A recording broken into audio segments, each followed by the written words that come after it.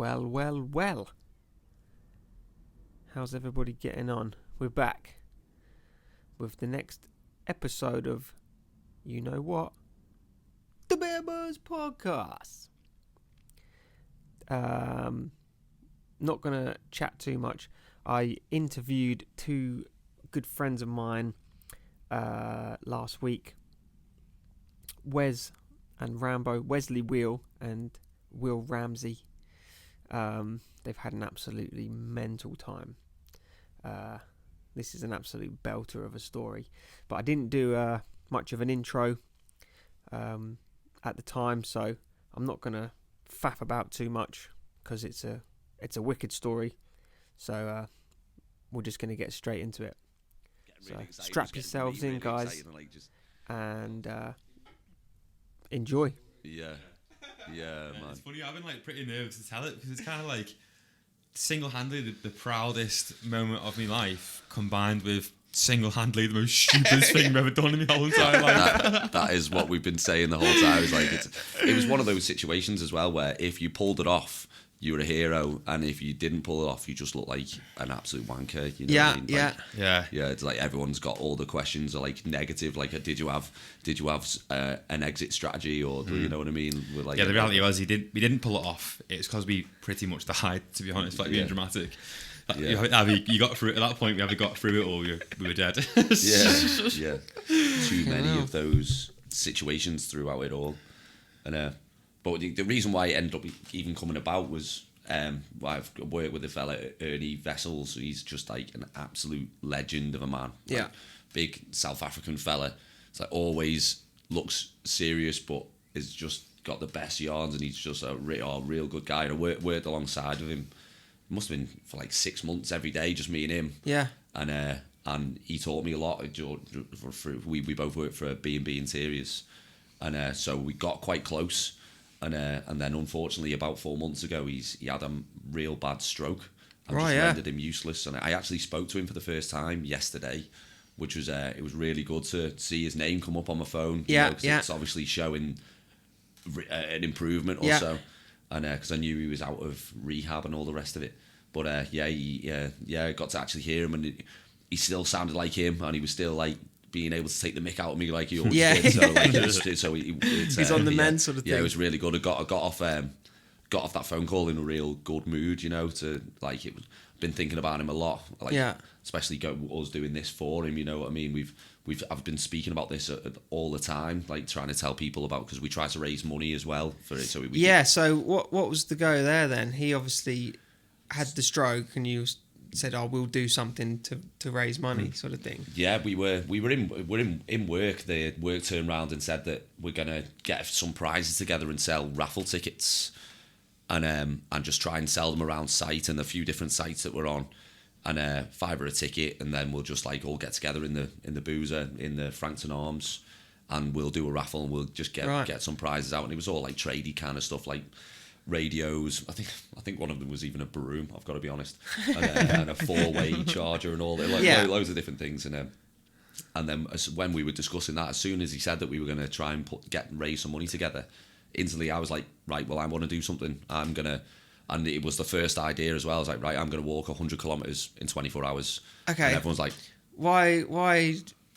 100 kilometres? well, we've been on a little mission, me and Rambo, for the last 6-7 months, doing these monster hikes, route burning back in the day. Okay, right. The Greenstone Caples in the day. So we've always been we've been pushing ourselves and looking for the next challenge. So it wasn't just out the blue I was today, I'm gonna go hiking and then I'm dying. You're in fairly good shape for walking anyway. Yeah, I mean Rambo's the Camino from France to Spain, so he's okay, right. He's a we like our hikes. Going. We like fast and hard, light. You know what I mean? Try and get smashed out next to nothing. Try and do the biggest trail we can just in a day. Okay. Even if it's the Greenstone Caples out of sort of Kinloch, the other side of Lake Wakatipu. That was 14 hours it took us to complete that in a day. 70k. Yeah, and 770 kilometres. So although the Motatapu, when you look at that as the type of trail that it is, we may have bit a big... But do they not do that as part of the triathlon? and it's like 5 hours or something. So, you know, when we say like most proudest and most stupid, I think the most stupid category is like, we read the maps, we read the description, but there's definitely more reading we could have done to show the severity of the walk. Right. But regardless, me and Rambo, either way we would have gone. You had to tell us that it was rock climbing with ropes and to make us not go. Yeah. So we were always destined to go and walk it, you know, but apparently it is part of a big race. Yeah, it is. And the thing is, they do it in the daytime, for one. Yeah, when yeah, we yeah. were actually on it through the night. In a snowstorm. And So this was like this week, was it? And beginning of this it was week? last week, so we left last Thursday. That's first. They finished work, left, drove. After work? Yeah, I was in work the day of it. Because I Jesus took Christ, lads. in work for 7. Friday, day off in North Island. Yeah. And so I was in work for 7. I worked till my second smoko, so I left at 1:30, and then we tied up together, and we were meant to have a few people helping us out, and that were going to come in the van with us. So when we drove to Wanaka, they could then just drive the van back to save it just being stranded out there. Yeah. And we couldn't get hold of a few different people, and we were really excited, and oh god, like we were on the way to the adventure, you know what I mean? And in the end, we were like, you know what, sod this, let's just go. We'll sort the van out. The van thing's easily sortable, and we just drove, and we drove all the way to Glendu Bay up, you know, and beautiful little spot parked up there. Got ourselves together, and then. And have you got like all the hiking boots and? We had the boots, yeah. We had boots. We had all our food. Night before we pre-made like some oranges and some chicken sandwiches. So you're snacks expecting to stop overnight somewhere? No, we're going to walk you were straight going to through. just keep walking, but eat on the way, sort of thing. Yeah, just eat, like stop at huts as you normally do and have a snack, but you're not stopping and sleeping. You kind of keep going. Well, the maths is so. We started where we started because we'd worked out from Queenstown backwards 100 kilometres. If you start just before Glendu Bay, right, by the time you come over the Moonlight track and down into Queenstown, that you've completed it. And then we worked out the maths. If you walk an average of 4.1 kilometres over that time frame, then that's you completing it in 24 hours. Right, yeah. Which normally we go. Yeah, that's a pretty cruisy speed. I thought. So we averaged the Greenstone Cables at 5.5 kilometres, and we both said that was the hardest track we've ever done in terms of like underfoot and like the terrain. It's slow on trees, down rock climbs and rock slides. So like in our minds, we're like, well, that's the hardest 30k we've ever done ever, 18k we've ever done ever in amongst that 70k. So everything else should be easy after that. What's the thought process? I know, to still average out 5.5 over 14 hours. You know what I mean? Because that was because we did stop for food here and there. So what sort of time did you start walking, you reckon? We left the van at 4:30 on the button. Right, in the rain. It was already raining as well. It was horrible weather last week. It nearly stopped, and we drove there. We drove over the Crown Range, and it was raining over there, and we were just still chipper, weren't we? We were like, whatever, doesn't matter. But the thing is, from having two winters here, I know when I'm in town at this time of year, if it's raining down here, it's snowing up there. Yeah, absolutely. That's that, and I've said that exact phrase a million times, you know, where like even I never got a pass this year, but you know, even saying to people are saying that the snow's not that good, and like if it was rain, you go, hey, well, it'd be snow for you up there, you know. And then not even once when we were walking along Glendu Bay, just laughing and joking as we always do, we in the rain, already wet, going, well, if it's snowing down here, if it's raining down here, what's it going to be like up there, you know? And oh god, and it was raining hard as well. So did you have a big rain jacket on? No. I had me stepdad's old school Adidas football jacket on. But like I did one for the gym like 2 years ago. How far can you walk in 24 hours? And like everyone did it in like gym gear. So like, you know, stupid as you were, I did it in like lightweight stuff, like just planning to plough onto Queenstown and what the go was. But again, I guess with that rain, we did not expect to walk through. Mate, walk up the first peak, and then we're on the floor. We're like, "What's that on the floor?" It took us a little moment, and then we're like, "Oh, that's snow." We were like, "Oh yeah," like, all right. So it was because you're living in a 6 foot, but when you're night hiking, you're living in a 6 foot bubble of light, aren't you? You can't see like. So do you have like head torches? Thank God we bought some like good ones as well before we left. Yeah. So you can zoom in and zoom out and stuff like that. So we've both had like we've had ordeals with head torches for the last 12 months of like stuff we've been doing. Like we've been running around Lake Hayes and Moat Lake with like one head torch between us, and then one day we did both have one and one didn't work, and then my phone went out. Phone light. So we've actually finally both gone, right, there we go, there's a good bit of kit there, because it would have been before the clocks went back too, so it'd be dark at like 7 o'clock, would it? Well, we got to the first hut in the dark, so we started a little bit before the start of the Motatapu Trail. We started about 5 kilometres before that, and then the start of it's actually really, really beautiful. You're walking up this little valley, following a river through some forest. Because me and one of my friends, we hiked it the Sunday before the start section, because we actually went out that way to hike a different trail and we couldn't get to it, and But so as a little idea is like, right, what we'll do is we'll hike a section that me and Wes are going to do in the dark next week. So then I've got a better understanding of what we have got ahead of us. But it was making me laugh because they did this walk, and then like, right, okay, I've got like a few points on this walk where I know, like, if it's dark, we didn't see it before, we'll be in trouble. It's like, but that was the first 14k of another 80 yards. So what else gonna come in the dark, you know? And that's a very valid point. I know that, but at least there's a tiny bit of it, you know. And thank God he did see that bit, because one part was a bit like in the dark. You would never went the way you should have went. And then because is it marked? There's markers? There's there's the orange markers, a little tiny orange triangle thing. And in the snow, obviously, it's some of the saddles. You know, like you couldn't even really see the full orange marker. So and then even there was in the latter part of the night, the orange marker was like on the top of a stick or whatever, and it was literally just because it was sideways snow. The side pointing at you would actually be white, and you'd only just be catching a glimpse of it, because the snow was just sticking to it. But so at that first hut then, nobody else there, I guess. No. There was a couple there. Oh, was there? Yeah. There was a couple there, but they were just going into the first hut and then back to Glendu Bay. Right. So that's just, it must have been so crazy for them. You know, we've come out of the Turned darkness. Up in your Adidas football jacket. Yeah. And they were like, "Where are you going?" So we're just stopping for a chicken sandwich and a couple of pretzels. But we were chatting away to them. She was actually worked in the media. She'd worked on that Wellington Paranormal. Oh yeah. I can't remember what she actually did as a role, but she said that was one of the, because that's what she said. We were having a little brief chat, and she was like, "Oh yeah, work in media," and that was the one thing. Anything, when you say, would it be anything or no? And then we're just like, yeah, well, we're just eating this, and then you've got the hut to yourself. Don't worry, we'll be going again. And they're like, you're going again? It's like, looking at the time, like it's dark outside already. So that'd be like 8 o'clock or something. 8 o'clock, yeah. That's us about to go over the first peak down to the next hut, the Highland Creek.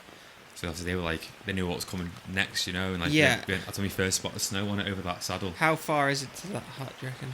So we'd gone about 11k ourselves. It's 6k into the Motatapu, that first hut, but it's just direct up. It's just up at all times, and it's already real. That's why they couldn't believe that we were going back out, because it's already just like raining hard outside, and we're just like, Corey's like, "Oh, don't mind if we don't." That moment where you're like, "Oh, we're going that again." Yeah. Maybe should have done this another day. Yeah. Well, you're lucky you didn't do it the next couple of days, because it snowed so bad. That's what we were saying. Like we would have waited for the next day when it was a beautiful day. We started walking, and then it'd be even, because the water was so bloody hard. Turns out we wouldn't be able to walk the pace we thought we could have made. Would have ended up in the dark and the snow in either one of them peaks again anyway. So we were destined to walk. In that walk and learning lessons is the way I see it. Well, we were going to do it the Thursday before, and it rained real hard that day as well. And then, because I can remember going, "Oh, it's a good job we've moved it a week." And then we actually just picked a day that was the same. So you cruise into the second hut downhill. Well, that's the thing about it, mate, is that you leave Fernburn Hut up to 1,200 metres, which is steep as muddy banks pissing down rain. Every step, mate, you've a statue waiting for your foot to slip again, like real sketchy up, and then hardcore, like pretty much vertical down again to the next hut. Walk into that saddle hut, and they were 2 Kiwi guys in there, 2 young lads like our age, and they were just saying before, like, they seen our head torch coming towards us, and they were like, "There's no way anyone's out in this." It was like absolutely hammering down. You know what I mean? Seriously hammering down. They thought we were lightning. He was like, right, it's got to be lightning, because obviously the rain again there. And then when I was walking towards the hut, you could just like see him just looking out the window and looking at his mate, just like, what the like, who are these guys? Where'd they come from? That was my first mistake too, because I put my dry hoodie on at that hut, not really knowing there was 2 more peaks, 2 more snowstorm ridges to face. After that, I put my last dry hoodie on at that moment, because my t-shirt was always soaked wet through. With the huts, did the lads have the fire going in there? Oh no, Nah. Real basic. There's no Right, yeah. just a table, a little place to cook, but no cookers or anything. You've got to take your own stuff, and then just 2 big plank bench beds, like massive bunk beds essentially, with like, you know, that faux leather like mattresses, prison beds, and and you just obviously jump on that in your sleeping bag if you've got one. Right, and did they sort of say, lads, maybe don't go outside? One kind of did, but they're both really cool dudes. One kind of was like, oh, you know, wouldn't really fancy it, and the other guy's like, well, keep your mind right, you'll be all right. And I was already so out of nowhere, pretty broken in my legs, that like I wasn't even really coherent. I was cold, I was wet, I was just sitting there getting a chicken sandwich down me, ready to go again. Nothing was going to stop us, was it? So we were going no matter what. And then the other guys like, yeah, maybe you shouldn't go. But we were already going no matter what, mate. It's gonna happen. To be fair, in that hut, I was still real chipper. I didn't even sit down when we got to there. I stayed up and I'd sort of got the snacks out and the butties out and was chatting away to them. And I was just like, sort of like, come on, like just get some energy in us and we'll go again. And then, but it was during being in that hut where one of the guys that sort of knew what was ahead of us started dropping a few bombs on us of what was to come. Yeah. And he was like, right, well, we sort of best get going then, because if we've got yeah. Oof. Nice one, mate. Yeah, struck a bit of fear in us, didn't he? Yeah, because he's saying that it was like straight up and then straight down again. That's all we kind of heard, right? It was like straight up, straight down, then straight up again, then straight down to the Rose Hut where we eventually got saved by them hikers. So we knew we were in for up and a down. Yeah. Like, we didn't know anything really past that, to be honest, in terms of the how steep it was or how slippy it was, and that's where you've faced most of our treacherous like ridge lines, where it's like, bear in mind, mate, for 34 kilometres we were on a track no wider than a foot wide, and God knows what, sometimes you're looking to the right and it's like black swirling snow. You had no idea what was down there, and literally we had so many slips. One slip at the time it was like, oh, that's sketchy, but looking back at it, it's like one slip and you were gone. Darkness. Have you been up there in the daytime? No. So you still don't really know. No, but I know. Yeah, we want to go back and see it in the Yeah. sunlight and see what it's like, and see how sketchy it really man. was. You know. Well, leaving those Kiwi lads was when the heat got turned up. Yeah. Like it became a real situation after that. But like that was when we were in the middle of the night as well. We've just stopped as well, so we've got a bit colder and we need to get going again to build our body temperature up. You're only warm if you're moving at a decent speed. Yeah. And we've dropped down from being stopped for only 10-15 minutes, wasn't it? But but it started to get a little bit more confusing to navigate at that point. We're obviously quite high up at that stage as well. It's the Highland Creek Hut. It's at a decent level. 700 metres it was. Yeah. And we were doing pretty well following the orange markers, and there was this one section where, because when we were walking around, you can just see like silhouettes of the mountains, like it's like slightly darker than the night in certain areas, and you know that obviously there's a peak in that direction, and then there's another one, and there's another one, and we got to this particular orange marker, and there was a fence to the left, so it's not that way. There's a big silhouette in front of us, so it's not that way. And the river's running to the right, but there's no marker showing you that way.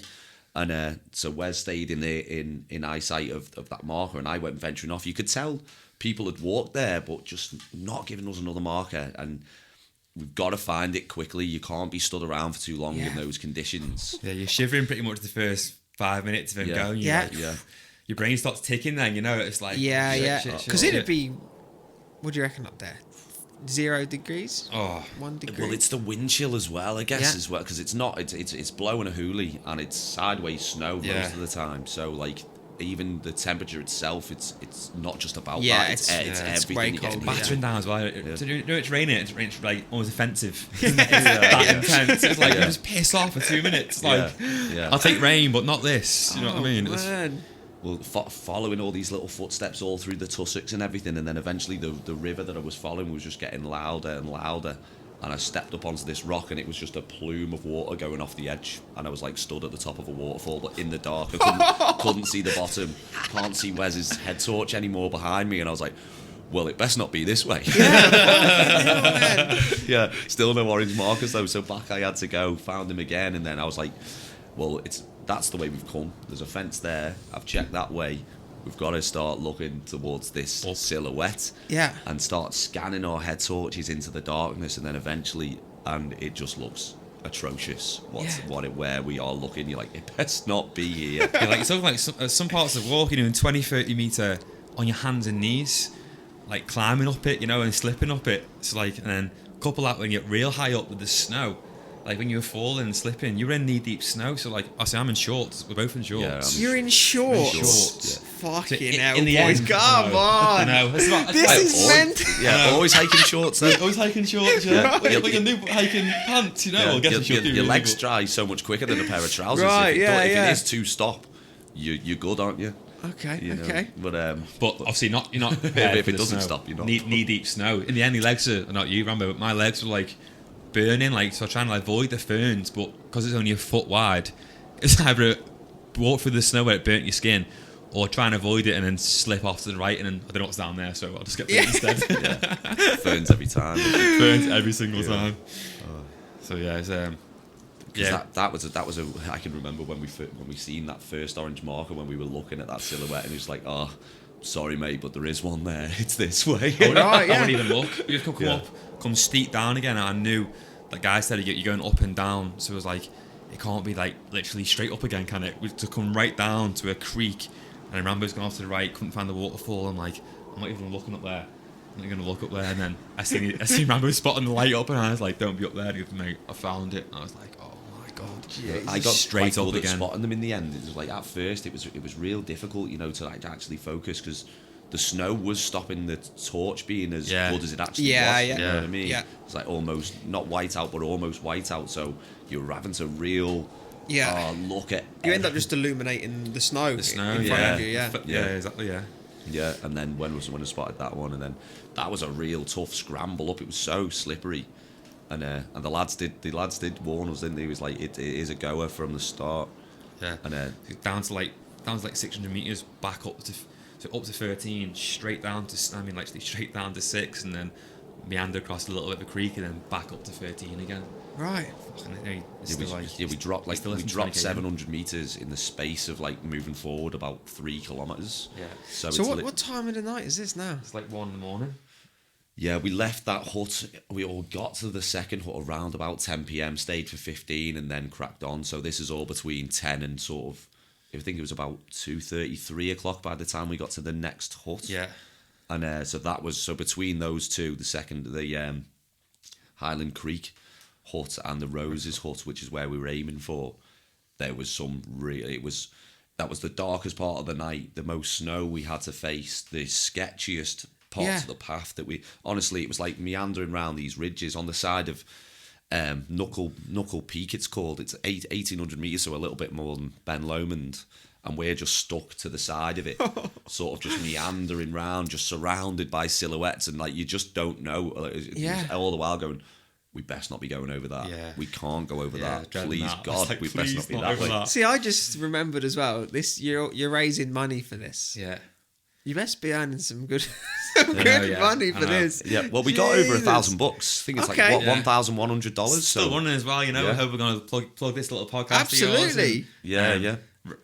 Rambo's bosses at B&B, they're gonna help fund us in that as well. So hopefully we can keep building it as well. So everyone listening, don't be stingy bastard. You can find it's a Just Giving page, and you can find it through my Facebook. I'm Will Ramsey. If you search for me, it's on there, and then it's really easy to donate. Even $1 helps out. And if anyone listening wants to have a go, it's for Ernie, or everything goes to Ernie to just make sure he has the best recovery possible. So that's why we've sort of put ourselves through these paces because you can't just say, oh, please, can you just give us some money for Ernie? You've got to go, I'm doing this. He owes you one now. How easy is it for you to give $1? I know. Okay, so I'm gripped, man. I'm so into this now. Yeah. We're in the Roses hut. Are we? No, we're not even there yet. No, very really. So like we were saying, I think me personally, or both of us, the naivety of we're getting to Queenstown no matter what, over the sketchy ridges.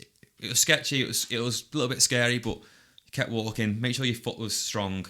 Rambo was ahead of me. He was plotting the route. Just stay walking to keep warm, and you'll be all right. Like, so it was like never a moment. Knew it was scary. We could have died, but never a moment of like let's stop or whatever. Yeah. As we come down from Knuckle Peak and we ascend towards Rose's hut, we get to this like river crossing, and it's like 6 routes where you could cross it, and each point was different. You couldn't get back across again.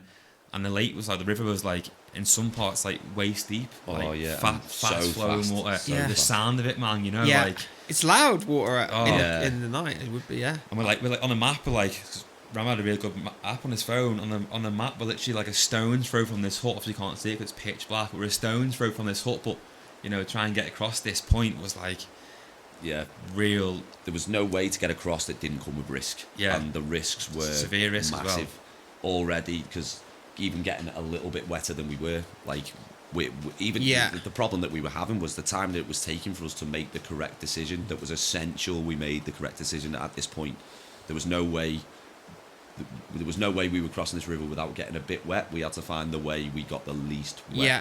You know what I mean? And there was an island in the middle, wasn't there? And we thought, get to that first. How wide's this river? To get to the island, it was about like what 4 foot jump, 5 foot jump. Okay, to get to the island. Well, you sort of had to get into the water a bit, then jump 4 foot, didn't you, onto the island? But the whole river itself was wider than a road, you know, wider than Frankton Road, and so that's why the island was kind of essential.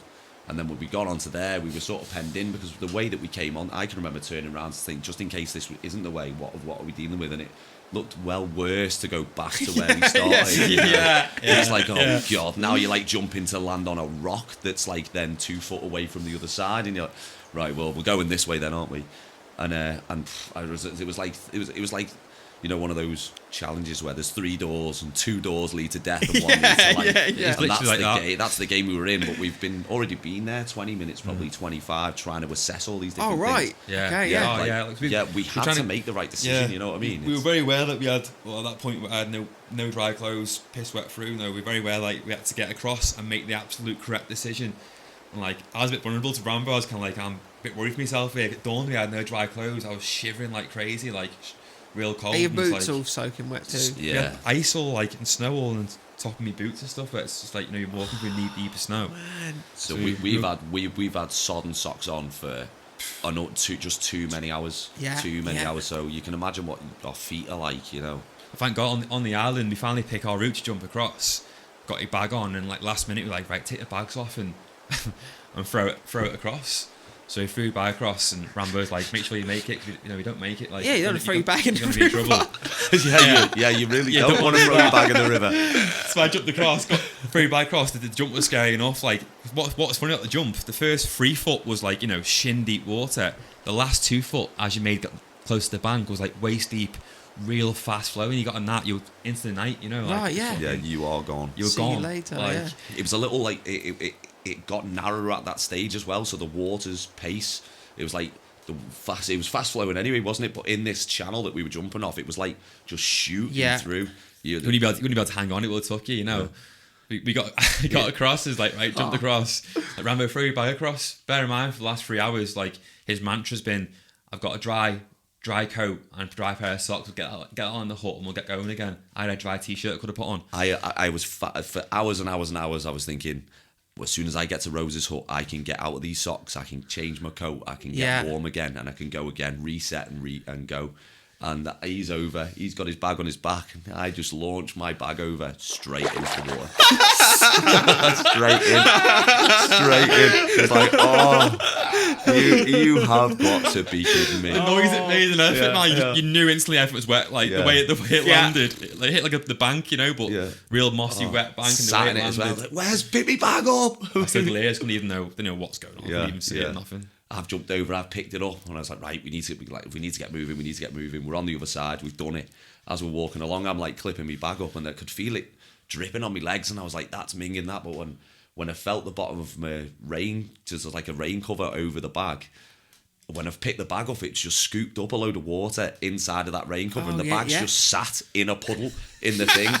And I'm going to him. I was like, where's you need to empty my rain cover? It's got loads of water in it. And he's just like tugging different bits, like He's like, I don't know how. I can't even figure out how to do it. Mate. So I couldn't turn the bag inside out. The brain could not compute it at all. Well, that's the thing. I'd say in that cold and dark and all that, your brain must start slowing down. And and your hands don't even want to work either. Yeah. You know. Yeah, and but